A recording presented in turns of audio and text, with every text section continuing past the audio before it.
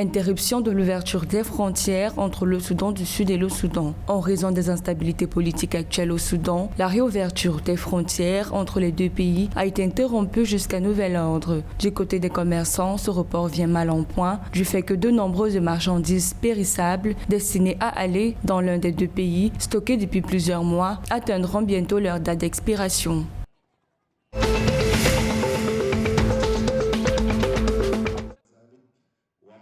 Le Soudan forme un organisme pour mettre fin aux manifestations dans l'est du pays.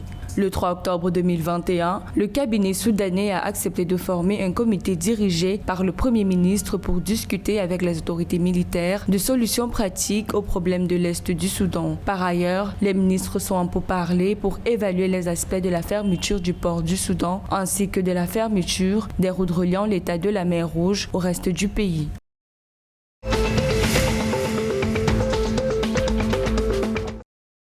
La présidente tanzanienne Samia Suluhu Hassan réprime l'injustice dans les tribunaux primaires du pays. À cet effet, le 6 octobre 2021, 6 centres de justice intégrés ont été lancés à Dodoma, capitale du pays. Pour la présidente, cette mesure est prise pour répondre aux nombreuses plaintes du public sur les tribunaux primaires qui, d'après eux, pratiquent de nombreuses injustices. Par ailleurs, des installations de la haute cour seront mises à disposition dans les autres régions du pays.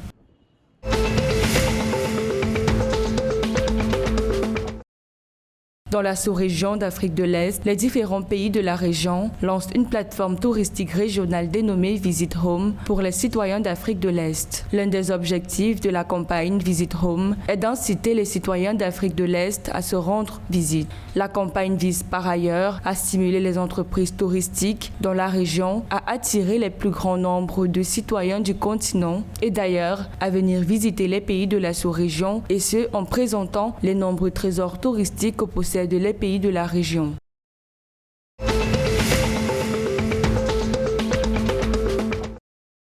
L'Organisation mondiale de la santé approuve le premier vaccin contre le paludisme. Le vaccin antipaludique RTS-SBAR-AS01 a officiellement été recommandé pour utilisation générale par l'Organisation mondiale de la santé. Par ailleurs, l'institution recommande l'utilisation du vaccin chez les enfants de moins de 5 ans en Afrique subsaharienne et dans d'autres régions où la transmission du paludisme est élevée. Pour l'OMS, la décision de recommander le vaccin est basée sur les résultats d'un programme pilote en cours au Ghana, au Kenya et au Malawi qui a touché plus de 800 000 enfants depuis 2019.